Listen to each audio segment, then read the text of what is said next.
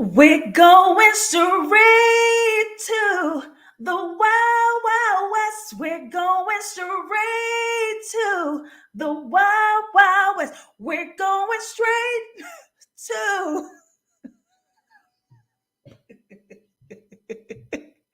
the Wild Wild West. We're going straight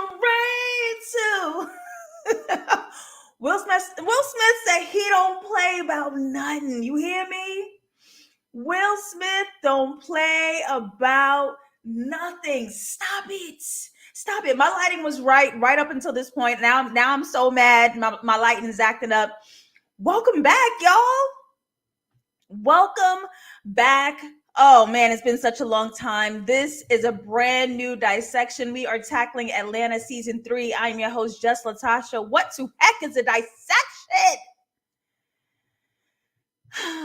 It's where we compare the visuals against the story of what we had seen. So in our unusual format, usually we are together. We watch a show Sunday night. We've done it with Insecure. We did it with I May Destroy You. We did it with Lovecraft Country. We came back for Insecure. We did Euphoria. We're usually here on Sunday night, so we freshen back on Monday. But Atlanta comes out on goddamn Thursdays, and we gotta wait. But this season has started off with a phenomenal bang. So we have so much to talk about, and they gave us a 2-episode premiere. I hope y'all stayed up late enough to watch both of them. 10 o'clock is not me. I catch up on Hulu on Fridays, period, because I can't do it. Hello, y'all. We're back with dissections. Okay, what's up, Shells? What up, Callie? What up, Leslie? What up, CJ? What up, Tadeo? I see y'all here. Thank y'all for being here so much. We have so much to talk about tonight, y'all. So just kick back, relax, and we gonna do it. And of course, I want to start off with an announcement. I am starting a brand new show on Patreon, similar to the OGs who were here during the Boozy Brunch Sunday show. When was it? Gosh, 2 years ago, I did that show. And I'm sort of bringing something similar back. It's called Live with Latasha. Every last Wednesday of the month, we will go live for an hour to talk about the biggest topics in Black culture, including the slap heard around the world, Will Smith versus Chris Rock at the Oscars. We want to talk about Beyonce. We want to talk about the whole night. That is happening this Wednesday, 2 days, on the 30th, only on patreon.com. If you guys join the tier to access that show, it's remaining exclusive. I am never releasing it publicly, so you guys have that content, and you're with me live or on the rewatch whenever you want. That's one of the topics. We'll also be talking about Doja Cat. She had a lot of trouble past few weeks. Remy Ma said she's not a rapper. Nicki Minaj scratched her name out in some hiphop.com post. And she got beef with Paraguay, like the whole country. Got to talk about that. And of course, you guys know I like to be intentional about the work that I do. So we will also be discussing Chica and her battle with mental health that she has faced this week. I think that's a really important conversation to have, especially for Black queer femmes. So that's happening live with Latasha, a brand new show. I'm very excited about it. So I'll see you guys on Wednesday if you join that tier. But let's get into Atlanta season 3. Now, this is the second to last season that's ever going to exist. The way I love this show down. And if you guys are catching this rewatch on YouTube, if you guys are in the live right now, check out the description box. I wrote an episode of Atlanta too, because I like to play around in the world and work my pen. If you guys are interested in reading that is located for you in the description box. Having some fun with the story, having some fun with the universe, because Donald Glover and Stephen Glover, hats off, y'all did that. And the show has come back more brilliant than ever. My God, okay. Look, the show come on too late.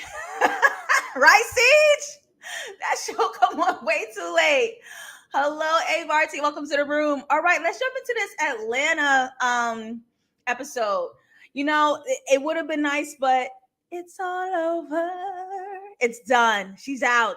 Atlanta is done, wrapped, finito, both seasons. So all we got to do right now, babies, is dissect. So let's do that. We're going to start with episode 1, 3 slaps, where the theme is illusions on that 3 slap. So I want to start with this opening image right about here, because I know when Hiro Murai directs something, he is one of the keys to his directorial work is to highlight traveling roads. So as soon as you see in that traveling road, you know this is a Hiro Murai concept and work.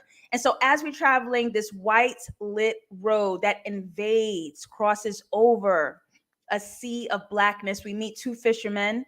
We meet a black man who has a gray vest and a red shirt because he is endangered. Red usually means stop, danger, caution, hold up. Versus the white fisherman who is the danger. As you can see, his vest over the shirt is red. Both men are dressed in red, white, and blue. And I wanted to pose the question, how can Black people who made this country ever escape whiteness? Is that even possible? Can that even happen? This is obviously also a nod to the very real Georgia's famous Lake Lanier, where this was a self-governed Black town that was destroyed by the government, destroyed by white government, released a dam, water over it, they flooded. There's a whole town under the lake. That is where Naya Rivera, I believe, passed away. If that's the lake that she was in, if I'm not mistaken as well. And it's believed to be haunted. There are Black spirits in the water, and that's believed about many bodies of water, right? Where we carry the transatlantic slave trade, the continental African humans on these boats, and they'd rather die. They jumped into the seas. Killmonger's famous last words, okay? And the Black fisherman sits here in this scene and says, I almost drowned in this lake once when I was 8. And the white man confirms it's haunted.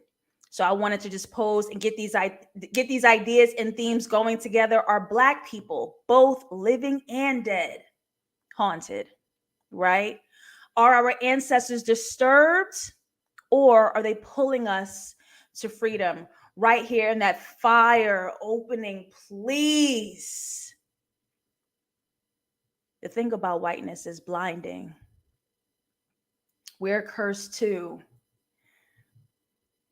Got to keep an eye out for Selena. You're cursed too. You're cursed. Got to keep an eye out for Selena. This white man also says, with enough blood and money, anybody could become white.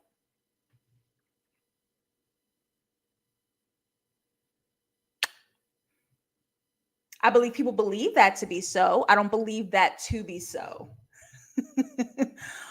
Jay-Z says it all the times in a million raps. They're gonna remind you I'm Black again, huh? Remind me I'm Black again, huh? There's always going to be a border and the boundary to whiteness, okay?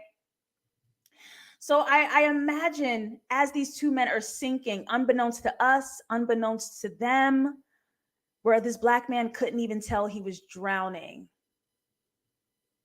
And the white man couldn't tell he was a monster.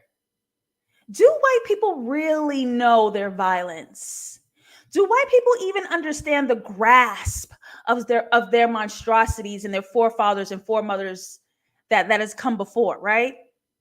Because if this white fisherman is sitting in a boat and it's like, it's blinding, we're cursed too. I believe he believes so. But when you watch how white people speak about oppression or enter themselves in it, it's like, yeah, us too. Do white people really not know their violence? Are they blinded? And when I hear the term blinded, when I think about how this is the cycle of the unconscious, the cycle of the dead mind, I think about how capitalism and white supremacy operate in this sort of kind of autopilot, right? When I think about Black people trying to chase riches and wealth and fame, is it for that Black freedom or is it for that white inclusion? And how could a man like Donald Glover be asking these types of questions? This famous Black man married to a white woman. We're going to discuss more when we talk about episode 2. Put a pin in that. Put a pin in that. But I think Atlanta was raising some real serious questions here. Let me see what y'all saying. Oh, what's up, Shells? Thought so. Got humbled real quick. That's what's happening with the non-Black Latinas now, Latinos, Latinx now. They're showing the whiteness, like the Irish and the Italians. That's a whole other conversation that we don't have the time for on tonight, but it's definitely a conversation to have. I think people are slowly starting to include Latinx, Asian into the anti-Black conversation on like a grand scale, because it was sort of like POC, right? And then it was like,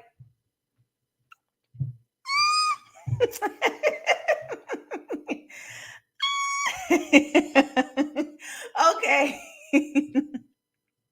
So let's get into the baby boy, who L'Aquarius, played by the actor Christopher Ferrar. He was incredible. He was beautiful. This baby is incredible. How do Black people operate under the white gaze? We are talking about illusions here, specifically starting off this powerful season where we have this Black boy in this white classroom, white representing white supremacy. You have this white boy recording him sleeping. And of course, he is dressed in a red hoodie, equaling the victim. And this Black boy, L'Aquarius, wakes up dreaming of the Black fisherman right before him, right? Let's talk about these, the minds of the dead mind, the cycle of unconsciousness, where these white people are blinded white monsters. Let's get into this guidance counselor.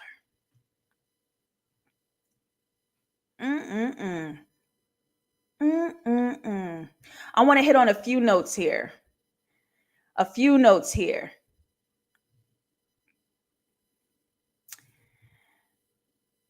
This white woman who's supposed to be this good-spirited, well-intended guidance counselor for L'Aquarius, this performative change, this good to do. And whiteness operates in this, we're helping, we're saving, we're good people because we understand that you guys are going through this plight. Not that we're putting you through this plight and it's our fault.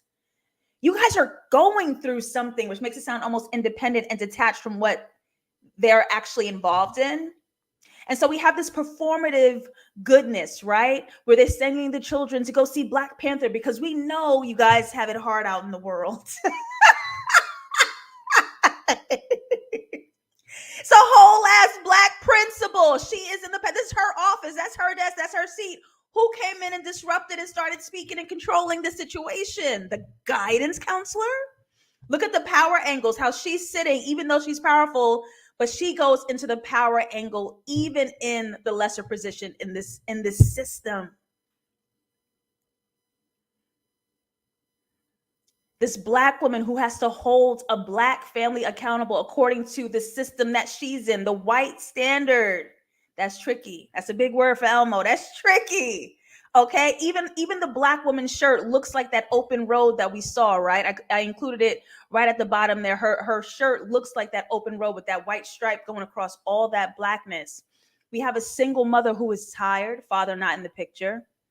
A Black grandfather who is voiceless, but enacts violence on L'Aquarius, which is a generational action without thought, that cycle of unconsciousness.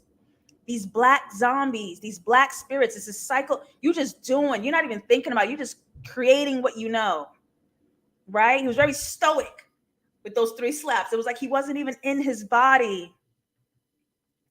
And even speaking of that first sequence where we saw those 2 fishermen drowning, we have L'Aquarius kind of sitting under that color blue in the corner too, sort of symbolizing underwater,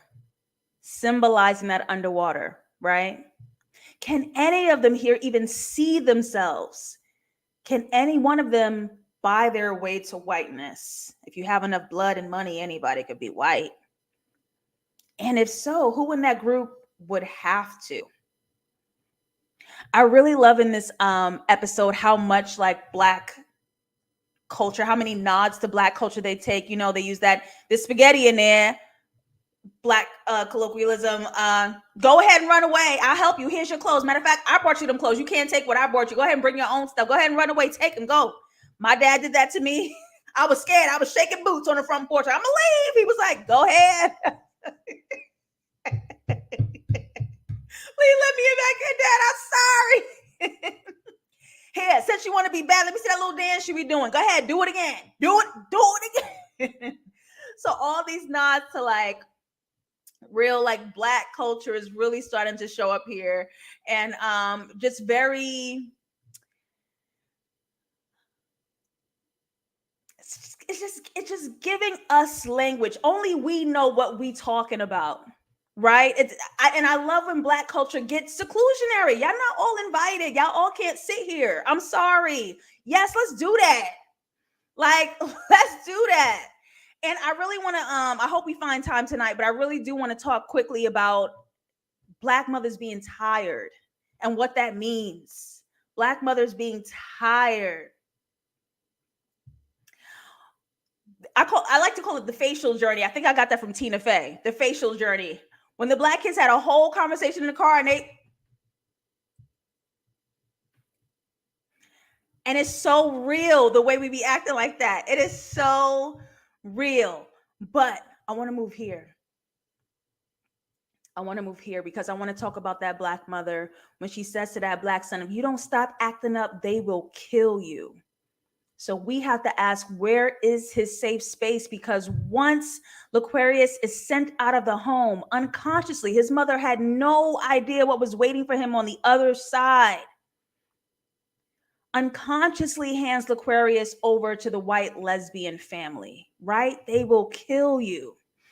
Derivative from the true story of Devontae Hart, who we saw, he was an adopted Black boy with other Black children handled by these white lesbian mothers. And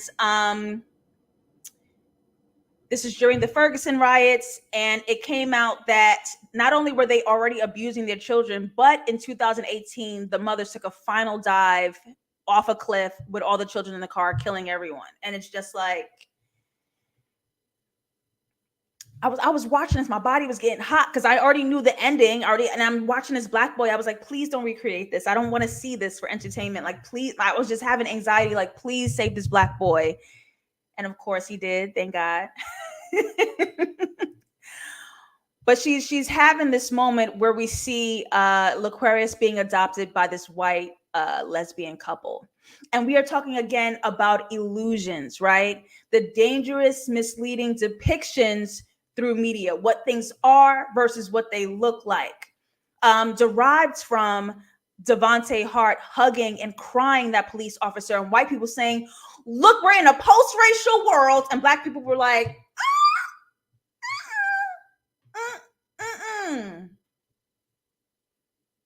And when we said that, they demonized us. You guys are creating problems. We're here because of your attitudes. And we're like, no, but something's wrong. And you feel crazy. So let's talk about all the themes this story hit. First of all, if you guys saw what L'Aquarius was watching when he was home with his Black mother, he was watching American Dad, the adult animation that's a satire of the good old US of A. And he was particularly watching a scene where white people's eyes were being gouged out, right? The eyes were coming out, right? We are talking about the white gaze being watched. Look at what happens here, where L'Aquarius is entering house 495, the numbers equaling 99, literally coming to the end of the road. This was supposed to be a cage, right? Look at all the stripes on the door. The mother was wearing stripes. This is a cage. This is the end of the road. L'Aquarius is in a blue striped jacket, again, nodding to that open road, right? That stripe that we keep seeing over and over, nodding to that open road. And even to the left side where we see a black and white dog print. Because that white fisherman said in the beginning, white people see themselves as different than you. Leave it up to white people. We was 3/5 human. We wasn't even human to them. So it wasn't even a welcome home. It was a dog. That's who belongs here up under us. Pets, as they collecting children, right? Here's my hot take, y'all. And it's not even that hot of a take because I think y'all would align and agree. But good white women and bad white women, they're exactly the same. And I can see it from a mile away. When you woke, Don't say that. When you like woke, it's like, what do you want? Because it's still not about me as a Black person. It's still about you. Yeah, the exact same. I don't care who has what intentions. Y'all both went over the cliff with Black babies in the back. First of all, Jamie Newman from Lovecraft Country, she plays a real good racist. Real good racist. Okay? And they're upholding that white supremacy in this house. The children are silenced and voiceless. They work like slaves. Their names are removed and altered to fit the comfort of the white tongue, and then told it was love. The white woman told Aquarius to dance at the market. I want to jump in a chat and see if we can have some kind of conversation here on tonight. I want to pose a question to the room. What do you guys think was the difference between the Black mother demanding Aquarius to dance versus the white woman suggesting that he dance down to the market?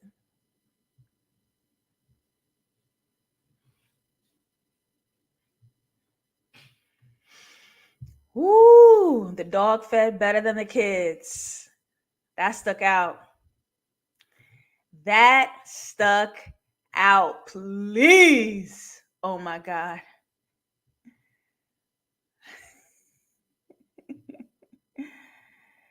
There's a whole lot, because this Black mother was like, go ahead, dance.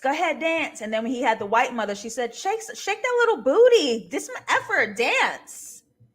What do we guys think is the difference between those two? What's up, Khaled?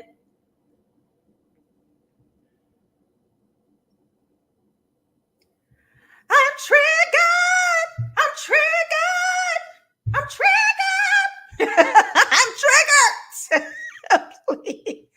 That Negro spiritual.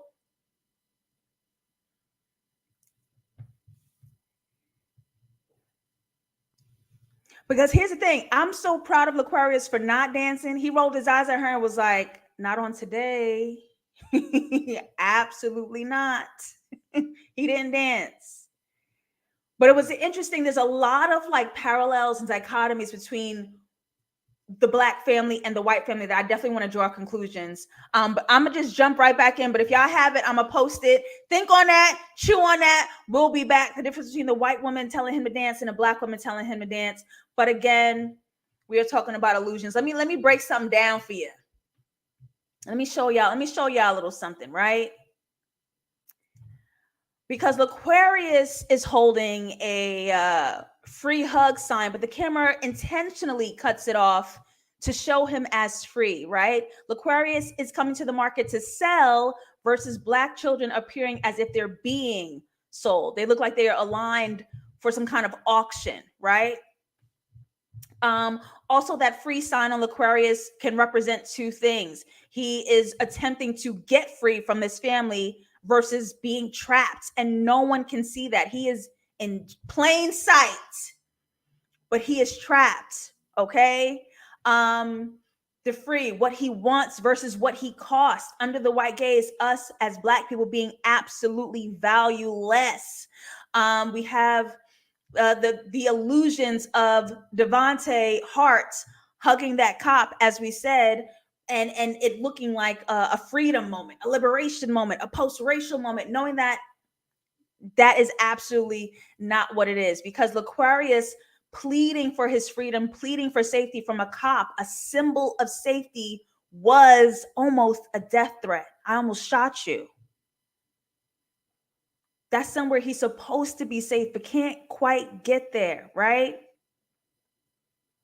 And under the white gaze, he appears to be loved by both the cop and those white women. And I thought it was interesting across the board that it looked like the Andre character from Get Out.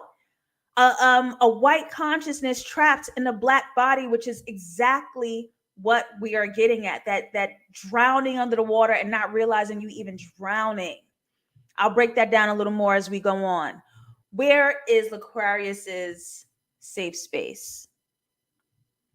As we're coming up on the ending, where is his safe space? Okay.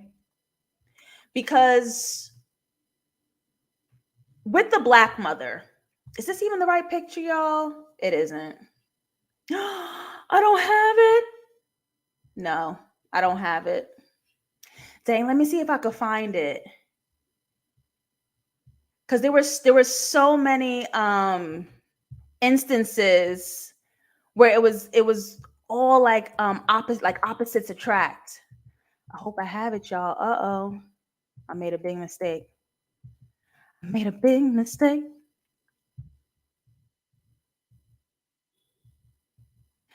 Not me losing it. All right, I don't have it. But here's the thing. When Aquarius was with his black mother, white CPS showed up with cops that put Aquarius in danger, but it was supposed to look like safety. And then when Aquarius was with a cop, he was in danger, but it looked like love. And then a black CPS woman comes to the house to save Aquarius, to actually provide safety, but she has no cops and she's in danger.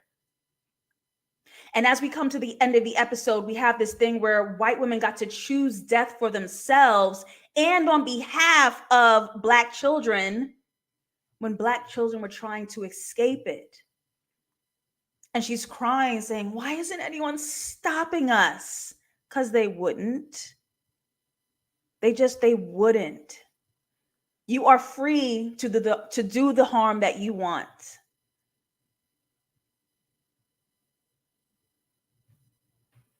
We in danger, girl. Yo, I'm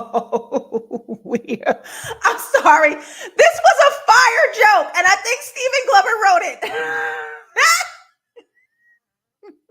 Okay. Because the sign said free hugs, and the man said, whose hugs? Your dad?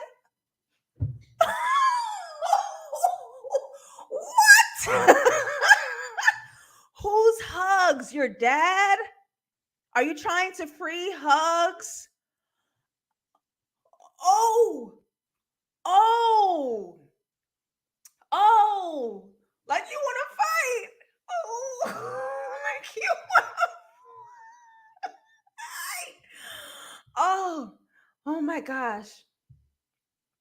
Did I miss you go over when one basically suggested that he whistle while he worked? We mentioned it real quick, but that singing while you're working and I don't want to work no more.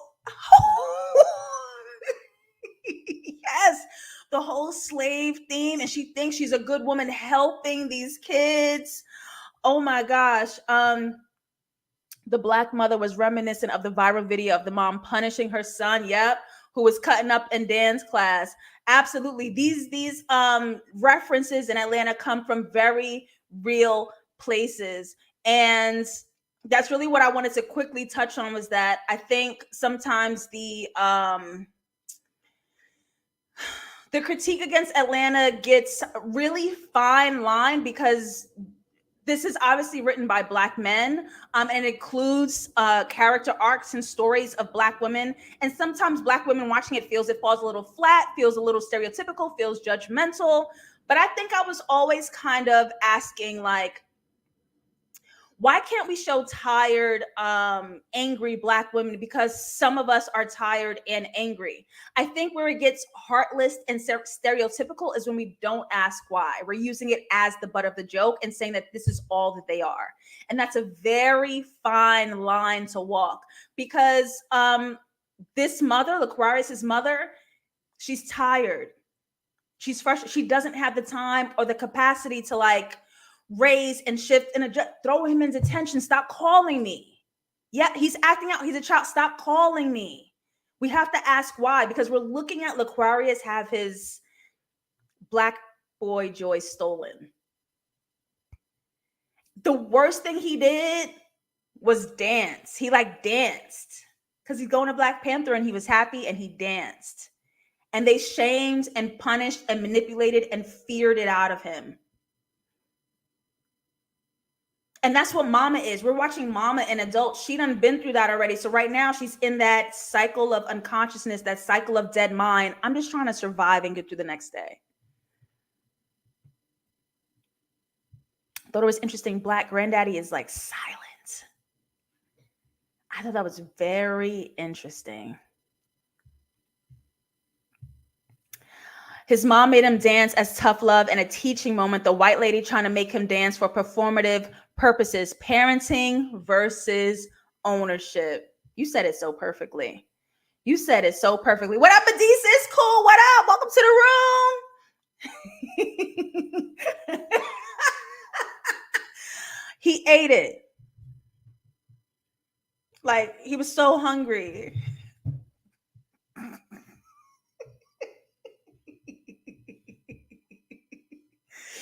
The black CPS worker brought no one. Is it because she didn't trust police officers to back her up, or because they don't require escorts for the adoptive mother's part of town? That is a great question to pose, because this is all about Black people trying to survive drowning. And even when you're asking for help, either resources won't be provided or the resources harm you as well. So what are we going to do? What are we going to do? What up, Neek? I think it's a critique on how silent men tend to be in the child rearing, aside from putting their hands on their kids. Like, no emotional connection, no teaching, no verbal communication. It's just like, this pain is going to hurt. Stop it. And that's the extent of it. That's the extent of it. I wanted to move into the final shots of episode 1 before we discuss episode 2. Here we have Laquarius saving himself and his foster siblings. Saving himself as he changed into behaving. And we notice here, he is dressed in all white. White supremacy won, right? His Black boy Joy was punished and threatened with death. And when he goes home, his mother is dressed in pink, sort of like this light, very light, rosy red. She loves her son. This is when she gives him tenderness. She welcomes him back home. But she's hurt by now. White supremacy already won on her, right? If she could just treat him harshly, quick, fast, you'd be safe. So even though this situation isn't perfect, even though you're hurt in this situation, what's out there? Where is Laquarius's safe space? Ending that episode with "It's time to go," that haunting song. It's time to go. It's time to go. And we see Laquarius back in his own home, which is sort of like this Black cage, this Black family in their own cage. And we start to explore some color theory here, as you'll see in episode 2, where yellow represents, I believe at this moment, it may change as I get a little bit more familiar with the show and what they're saying. I believe right now, yellow represents Blackness and blue represents that water, the drowning in the water. And between you trying to stand in your Blackness versus drowning under white supremacy, and you don't even know that you've succumbed to it, we're kind of dancing in that conversation, and looking at Ern waking up in white sheets, dreaming of this boy. So we saw the Black child dream of the Black fisherman in the river, and Ern waking up dreaming of this Black child. And it's sort of this theme of this shared unconsciousness of being Black, right? They don't have to know each other. They don't have to be connected through bloodline or lineage. We share the same consciousness. We know what we're talking about. We all know what we're going through. They can all dream of each other, which is very interesting from season 1, because him waking up was also very intentional for the show. Every episode in season 1, he woke up in a different place to represent his homelessness, and it wasn't solidified until that season 1 finale. So to see how him waking up is so much heavier, like historically and emotionally. I like that shit. Okay, so the title 3 slaps, I think it would mean the phases of freedom to punishment to obedience under white supremacy. And that shot with Donald Glover waking up in the white sheets brings us to episode 2. It was a beautiful transition from the end of the episode to the very first shot of the second episode. Center class is coming to town, and we have these series of images, these opening shots where Ern awakes next to a white woman after all you put us through in episode 1. Donald Glover, is this a self-drag? And I've said, you are not a writer until you can drag yourself for filth. If you can't introspect yourself, because for him to be the culprit of the violence, for him to sleep with what causes Black men so much harm, with his white wife and his white children.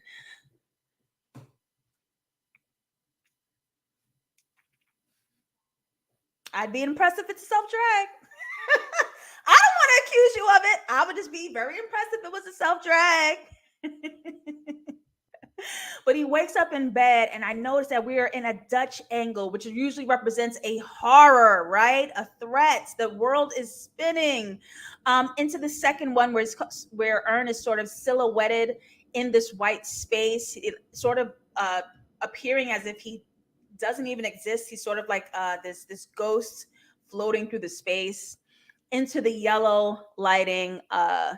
And I believe this is all communicating how the Black consciousness is trying to maneuver and survive the white supremacy power structure. So conversely to episode 1, where it was about the white gaze on Blackness, I believe episode 2 flips the script, and we have the Black gaze on whiteness, or how we see whiteness. And it's still following that theme of illusions, what we think we see versus the reality of what it is, and the communication between all of that. First of all, Darius? First of all, I didn't include a close-up, but that fit, that look in episode 2, when he popped up, I was like, oh, yes. Oh, it was so good. Yes, I loved his style, that Gucci coat with the blonde and the nails. This is not about me. This is about Atlanta. Let's just jump back in, okay? We're talking about drowning in white supremacy. And as we see Darius sitting above water, but it's raining. He's sitting in between the water, which will reference that Black fisherman being in the water, being grabbed by those hands, right? But I wonder if Darius is so cool. He's got on a blue outfit, but he's got his yellow coat over it. I'm wondering if he's sort of finding peace in his Blackness, because he has a sort of like self-secured detachment about himself. You know what I mean? Like, he's not bogged down by it, but he exists in it. You're a Black man in white supremacy America. You can't escape. But he's found something like real. He's cool with not knowing. He's cool with not knowing, I think, is where I want to land. Okay? You late, baby. Hello? He got to clean the nails. He's got to clean the nails. He look good as hell, y'all. He look good as hell, all right? Then I want to talk about Ern. Naked. How it was interesting when he had to drop his pants, bottom half totally naked, Winnie the Poohing it up down to the airport, and none of these white people had a reaction. No one batted an eye that this Black man is standing, being evaluated naked. Which brought me to that image where I felt like he doesn't exist. That middle image where he doesn't exist when it comes to white supremacy. Like, we are sort of not real. You ever had a white person try to walk through you? I have, and that's one of the most dehumanizing things. I know a friend of mine was triggered when she watched Soul, and she watched, I think it was like a white animated character knock a Black boy out his body. She was like, what the fuck? And it was jarring for me to see her reaction, because she was really affected by that. And I was like, explain to me what happened. How did you feel? What happened? And that was really triggering for her to see. There's something about the way we don't exist when it comes to white people. Even him being at the x-ray machine, being evaluated by this white man, and being consumed and not being real. You're not even really standing here in this world. Let's go to Van. I have a lot to talk about Van tonight. Let's go to Van. Because she is completely opposite of Darius. She's in the sun, she's above water, but she's only dressed in blue. And as we learn in this episode, that she feels aimless and sort of kind of lost her identity. Where Darius feels comfortable in being lost in his identity and not being attached to anything that would confirm him, she feels very unconfirmed. And so she's dressed in blue because she's fully drowning in that water. Okay. Even symbolic, where she lost her luggage. They lost her luggage. They lost her possessions. They lost her identity. So she's out here just trying to find something somewhere. Shout out to the God, Brian Tyree Henry, because Daddy! Do I have all the wrong photos tonight? Do I have all of the wrong photos tonight? No, I don't. Here's what we're going to talk about. We're back on track. Here we go.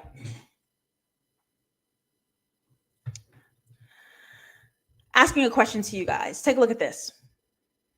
So when Ern arrives, oh my God, when Ern arrives backstage at the concert before Paperboy is there, because Paperboy is in jail, there is a poster on the wall behind Ern in black and white that says Paperboy.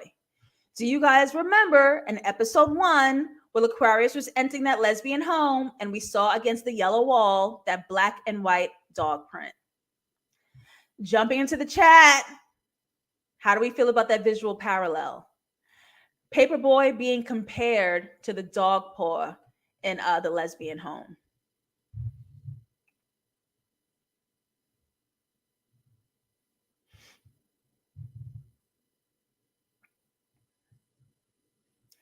How do we feel about that visual parallel? Love to see it. Love to see it. Everything hanging out. Everything.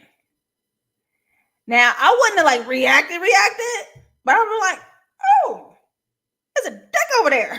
That a dick? I didn't fly this far to come over here to come see a dick. Oh.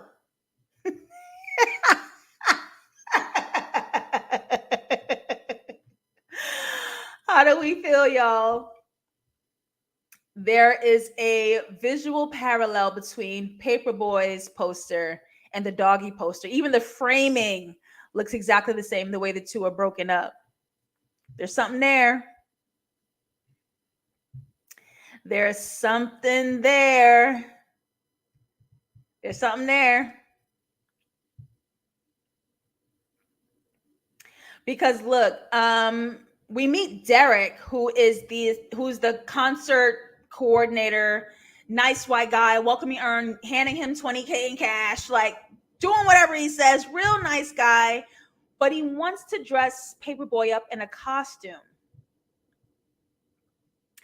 And as Derek is pulling out this costume and Aquarius is entering with the clothes on his back and the little bag that mama gave him, it's sort of like this demand to perform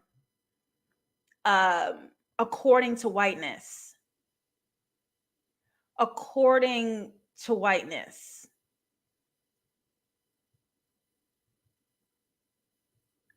Or being controlled by, beneath it.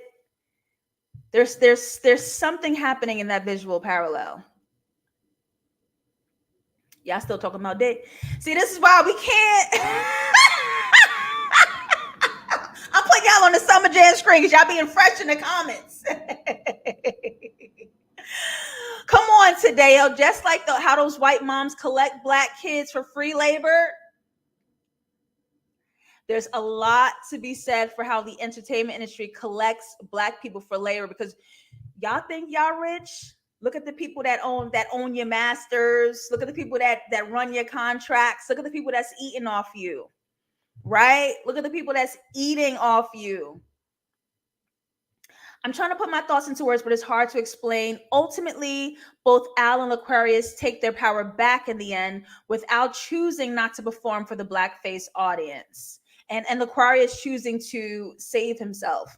And this is something, not to talk about my script, but this is also a theme I had of as well, because Atlanta's always talking about Blackness and how we need to survive in our culture under the power of white people. My script, I was having Earn kind of have this identity crisis too.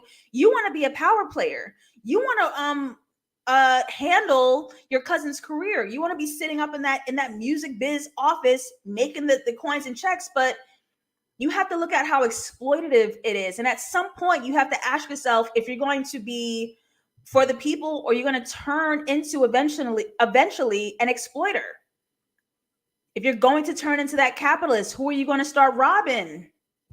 Like who, you know what I mean? And you have to ask that question. If you want to cross over, what would you have to start doing to get where you imagine you'd go, to that world of success? And if you are managing Paperboy, what kind of positions or predicaments would you have to put him in so y'all could win? That's just what my little script was asking, but whatever. We're gonna move on. Okay, now I want to talk about this. I want to talk about Paperboy, because I want to go back to the illusions, right?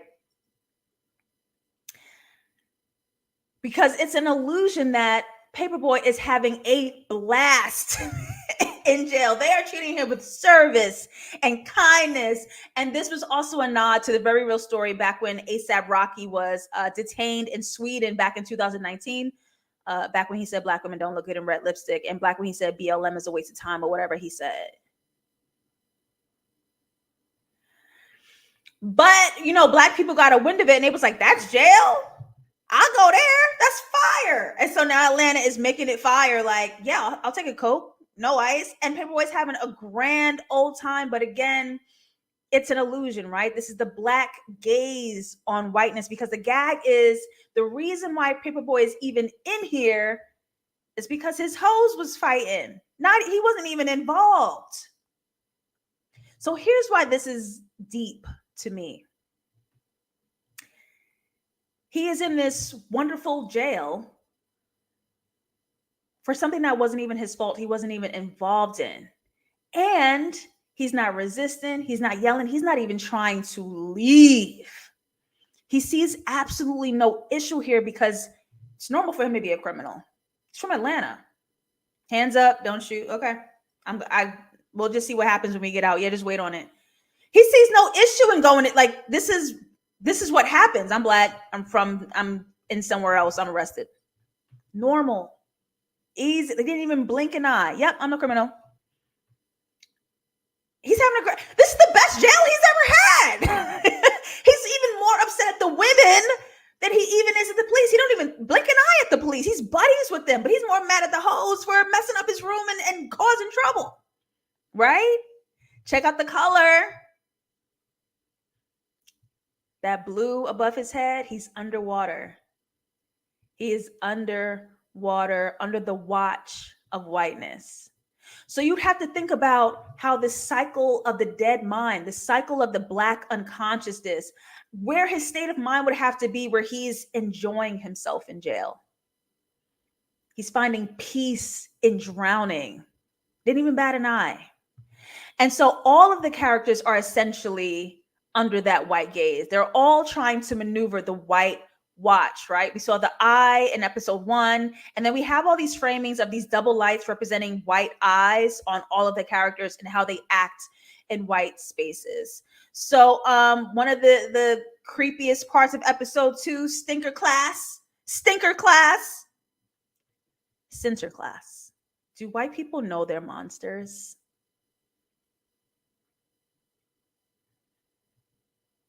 Do white people even know that they're monsters? Sinterklaas is the Dutch version of Santa Claus, where he comes into town December 5th with his helpers, the Peters. And the Peters are representative of the elves who go down in the chimney to give the kids all of the gifts and candy and stuff for Christmas, which would make them come back out of the chimney covered in soot. But we are talking about illusions, and we're talking about the black gaze on whiteness. So what we see from a white fairy tale of white people covered in soot to our Black gaze looks like blackface. Or are white people just telling us that so they can stay blinded? You're just telling us that so to try to blind us. Now here's the thing. White children get to have this fun tradition in racism when it's tradition for Black children to die.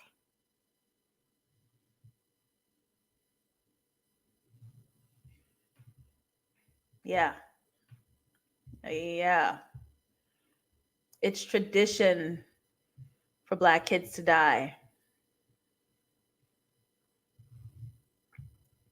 It was a good sell. When he turned the lights off and that little warm lamp came on, I would have been out like a light. I would have been out like a baby. I swear to God. Let's see. Side note, Paperboy in the jailhouse living it up felt like someone on death row getting their last meal.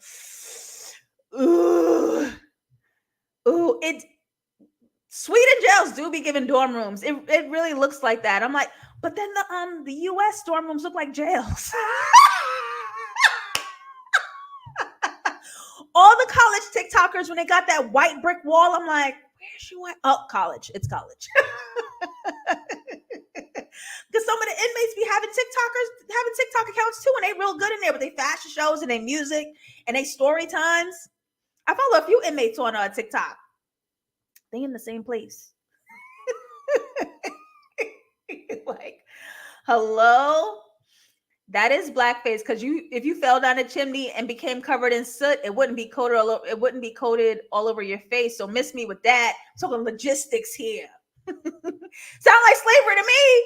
This man gives, but else go down and do the work and come up with blackface.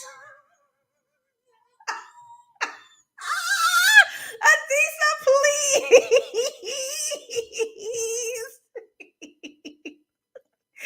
It's wild how blackface is still so acceptable in Europe, supposedly the world leader in advancement, because it's culture. They be trying it.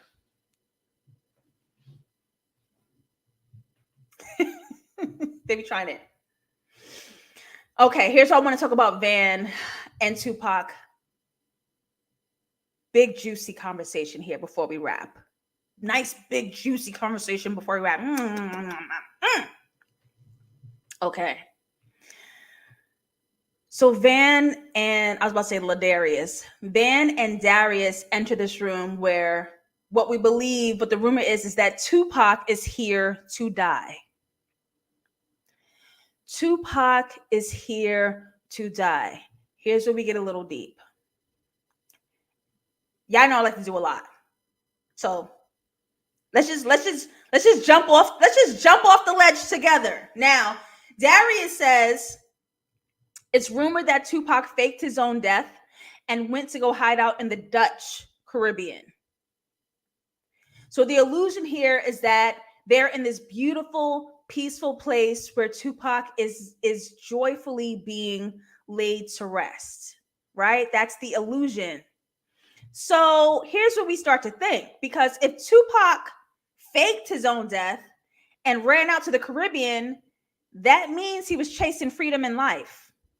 That would impose, and that would imply that Tupac faked his death and escaped to the Caribbean so he can go be somewhere where he felt he would be free. And if that's true, then the reality is he was caught and brought here to where now these white people in this white space will once again be controlling his death. Very violently, might I add. Now, what was the vibe when Van and Darius are entering this space? It's peaceful, it's serene, it's helpful, it's friendly. They're having foods, right? We can remember when back in the day, this is exactly what it felt like for white people to gather to go watch and create a Black person's violent death. It was a picnic, food and friends and conversation, and your Sunday's best because we're going to go create a violent Black death today together as a collective.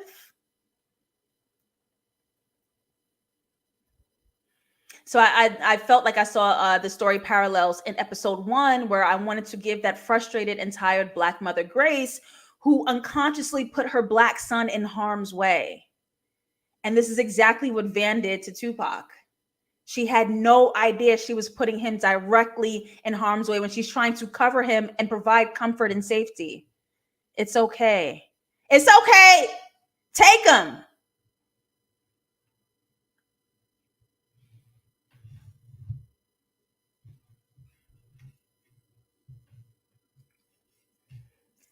Why would a man who ran away to fake his death be here?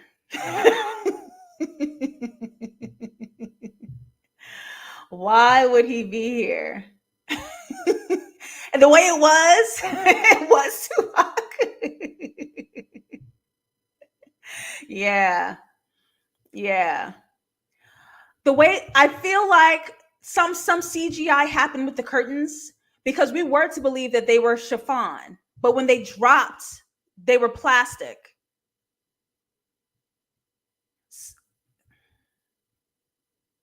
It's like creating that illusion, like plastic over his face.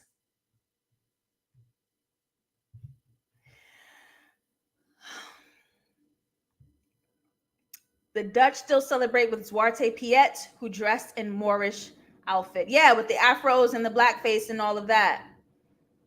Yeah. Yeah.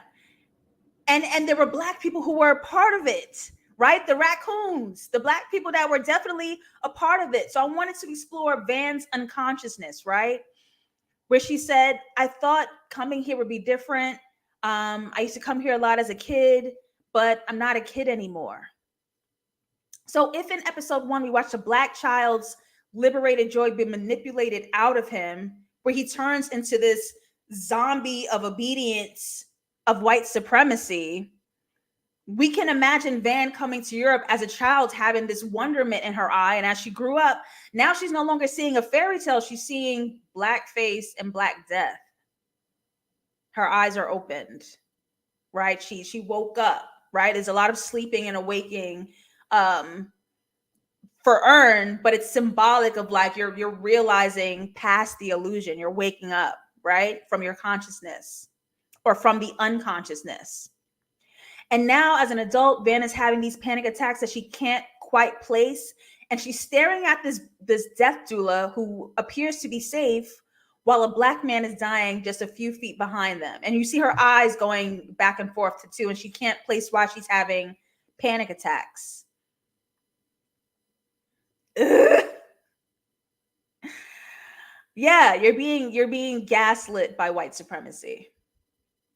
And we are all living with this quiet, anxious trauma that's like buried and we don't let out, but it comes out in different ways, like anger and frustration and tiredness. And so Van is having these panic attacks because white supremacy is intentionally confusing our consciousness, where you believe you're in a safe space, you believe you're entering a space of kindness, and all you're experiencing relentlessly is violence, and no one is going to help you.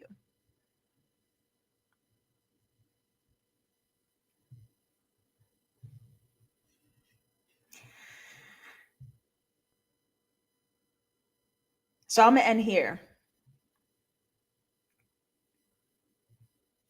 Do white people know that they're monsters?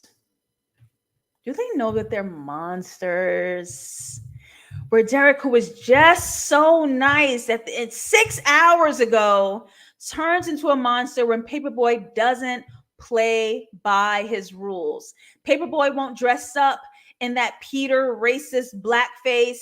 He won't put on the costume, but the entire audience is mocking his Black identity, but telling him that it's okay. What is the problem? What's wrong? Derek standing in front of this circle, which of course is going back to the eyes, right? Going back to this theme of being watched, the gaze of white supremacy, going back to the eye. And I'm watching this sea of white people in blackface and thinking of all those Black hands that grabbed that fisherman in episode 1. And Paperboy is supposed to step out into that and put on a smile. Nar. Mm-mm. Mm-mm. Mm-mm. It's a no for me, dog. It's a no for me, dog. And the way this racist tradition pays Earn by confusing Derek, and this fairy tale blinds him, and he can't find Earn to go beat his ass.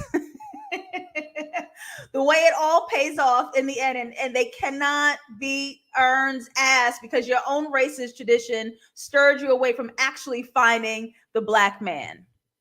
So to me, that tied it all up. To me, that proved that they are totally aware of their monstrosity. They're totally aware of the actual racist traditions and what they say it isn't. But you gaslit Earn by telling him it's just a fairy tale, but use that fairy tale to assault a black man. Gotta be quicker than that. Oh, hell! Gotta be quicker than that. Jumping in the chat before we wrap up and get out of here. Atlanta episodes 1 and 2. We are live every Monday night right here, 6 p.m. EST. Let me see what y'all chatting about. Yeah.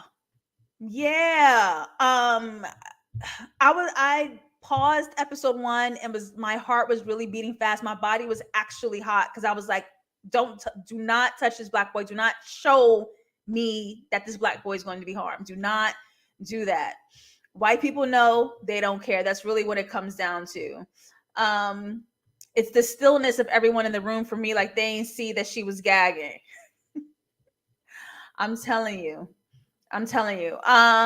Well, I think we just met the season villain with the concert organizer. His entitlement, though, was for the books after he told Paperboy that he wasn't performing this white code switching. Let's talk about that real quick. Let's talk about that. This is why I also do not trust the woke whites, because I know that monster is laying right underneath the surface. I just have to not satisfy your whiteness in the way that you want. Like when you don't thank a white person for being good or saving your life, or like you don't show gratitude for like them getting it, you're like, I don't care.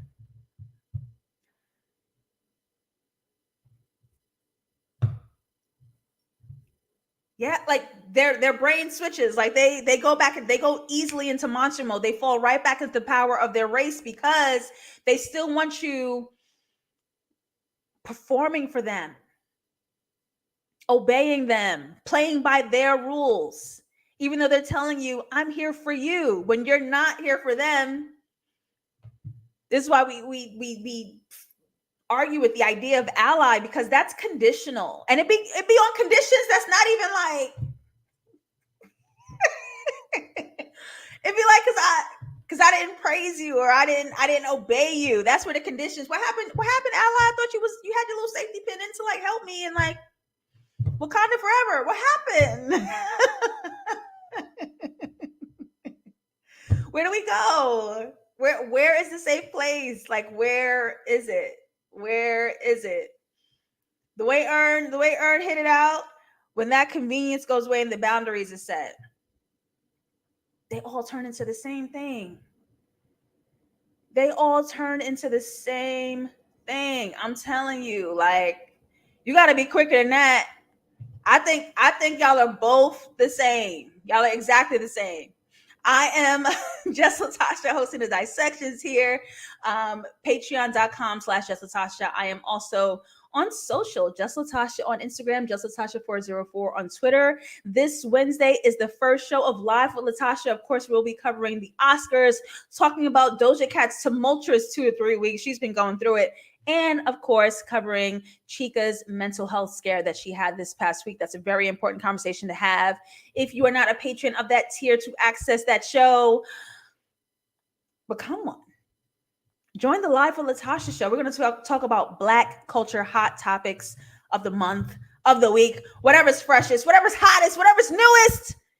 And I'm just a screenwriter here, serving the people, loving TV and film. All right, I'm getting out of here. Love you guys. See you later.